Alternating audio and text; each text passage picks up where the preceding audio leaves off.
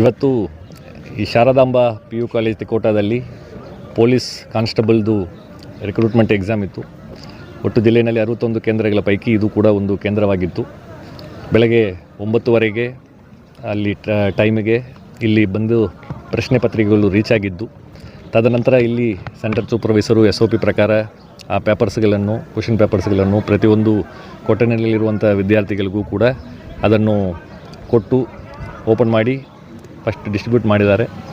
ತದನಂತರ OMR ಶೀಟ್ಗಳು ಕೂಡ ಅದರ ಡಿಸ್ಟ್ರಿಬ್ಯೂಷನ್ ಆಗಿದೆ.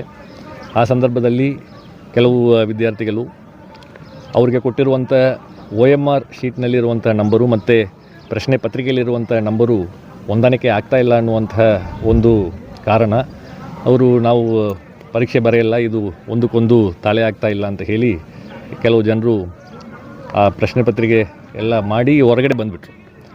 ಹೊರಗಡೆ ಬಂದಾದ ಮೇಲ್ಗಡೆ ಇಲ್ಲಿ ಸೆಂಟರ್ ಸೂಪರ್ವೈಸರು ಮತ್ತು ಚೀಫು ಎಲ್ಲರೂ ಈ ರೀತಿಯಾದಂತಹ KEA SOP ಪ್ರಕಾರ ಒಂದು ಪ್ರಶ್ನೆ ಪತ್ರಿಕೆ ಮತ್ತು ಅದರಲ್ಲಿ ಏನು OMR ಸಪ್ರೇಟ್ ಇರ್ತದೆ, ಅದು ಎರಡಕ್ಕೂ ಕೂಡ ಒಂದೇ ನಂಬರ್ ಇರಬೇಕಂತ ಇಲ್ಲ.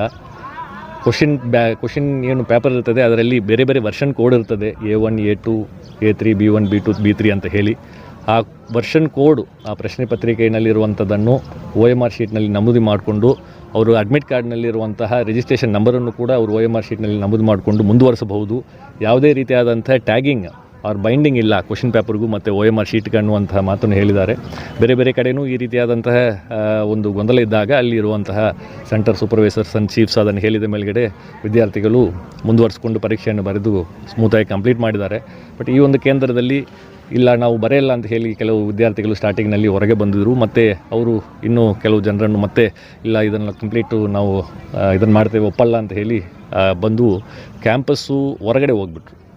ಸೊ ಕ್ಯಾಂಪಸ್ಸು ಹೊರಗಡೆ ಹೋಗ್ಬಿಟ್ರು. ಆದಾಗ್ಯೂ ಇಲ್ಲಿ ಶಾಂತಿಯುತವಾಗಿ ಸುಮಾರು 117 ವಿದ್ಯಾರ್ಥಿಗಳಿಗಿಂತ ಹೆಚ್ಚಿಗೆ ವಿದ್ಯಾರ್ಥಿಗಳು ಆ ಪರೀಕ್ಷೆಯನ್ನು ಬರೆಸ್ಕೊಂಡು ಬಂದಿದ್ದಾರೆ.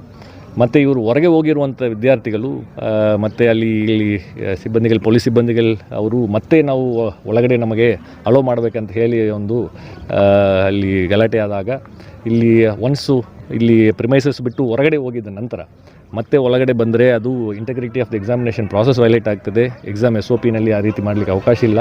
ಮತ್ತು ಅದು ಪ್ರಾಪರ್ಟಿ ಆಫ್ ದಿ KEA ಆಗ್ತದೆ. ಈಗ ಅಡ್ಮಿಟ್ ಕಾರ್ಡ್ನಲ್ಲೇ ಒನ್ ಆಫ್ ದಿ ಇನ್ಸ್ಟ್ರಕ್ಷನ್ಸ್ ತುಂಬ ಕ್ಲಿಯರ್ ಆಗಿದೆ. ಜನರಲ್ ಇನ್ಸ್ಟ್ರಕ್ಷನ್ಸ್ ಅಂತ ಇಲ್ಲ, ಪ್ರತಿಯೊಂದು ಅಡ್ಮಿಟ್ ಕಾರ್ಡ್ನಲ್ಲೂ ಕೂಡ ಇನ್ಸ್ಟ್ರಕ್ಷನ್ಸ್ ಇದೆ. ಯಾವುದೇ ಒಂದು ಕ್ವಶನ್ ಪೇಪರು ಬೇಗ ಮುಕ್ತಾಯ ಆದರೂ ಕೂಡ ಕೆಲವು ಜನರೆಲ್ಲ ಒಂದು ಅರ್ಧ ತಾಸಿನಲ್ಲಿ ಮುಗಿಸ್ತಾರೆ, ಕೆಲವು ಜನರು ಒಂದು ತಾಸಿನಲ್ಲಿ ಮುಗಿಸ್ತಾರೆ. ಆದಾಗ್ಯೂ ಕೂಡ ಲಾಸ್ಟ್ ಬೆಲ್ ಆಗೋ ತನಕ ಅವರು ಸೆಂಟರ್ನಲ್ಲೇ ಕುಳಿತು ಅದನ್ನು ಅವರು ನಮ್ಮ ಸೆಂಟರ್ ಸೂಪರ್ವೈಸರ್ಸ್ ಆ್ಯಂಡ್ ಇನ್ವಿಜಿಲೇಟರ್ಸ್ಗೆ ಒಪ್ಪಿಸ್ಬಿಟ್ಟು ಹೋಗಬೇಕು ಅನ್ನುವಂತಹ ಒಂದು ಸೂಚನೆ ಅದರಲ್ಲಿ ಇದೆ. ಸೊ ಎಕ್ಸಾಮ್ ಕಂಪ್ಲೀಟ್ ಆಗೋದು ಮುಂಚೆ ಯಾವುದೇ KEA ಪ್ರಾಪರ್ಟಿಯನ್ನು ತೆಗೆದುಕೊಂಡು ಹೋಗಲಿಕ್ಕೆ ಅವಕಾಶ ಇರುವುದಿಲ್ಲ. ಆದಾಗ್ಯೂ ಹೊರಗಡೆ ಹೋಗಿದ್ದಾರೆ. ಹೊರಗಡೆ ಹೋಗಿ ಮತ್ತೆ ಇಲ್ಲಿ ಎಕ್ಸಾಮ್ ಬರಿತಾ ಇರುವಂಥ ಕ್ಯಾಂಡಿಡೇಟ್ಸ್ಗಳಿಗೆ ಅವರು ಪ್ರಾಬ್ಲಮ್ ಕ್ರಿಯೇಟ್ ಮಾಡುವಂಥ ರೀತಿಯಲ್ಲಿ ಮತ್ತೆ ನಾವು ಒಳಗಡೆ ಬರ್ತೇವೆ ಅಂತ ಹೇಳಿ ಸ್ವಲ್ಪ ಗೇಟನ್ನೆಲ್ಲ ಪುಷ್ ಮಾಡಿ ಗಲಾಟೆ ಆಗುವಂಥ ಸಂದರ್ಭದಲ್ಲಿ ಪೊಲೀಸ್ ವಿತ್ ಮಿನಿಮಲ್ ಫೋರ್ಸ್ ಅದನ್ನು ಹ್ಯಾಂಡಲ್ ಮಾಡಿದ್ದಾರೆ. ಸೊ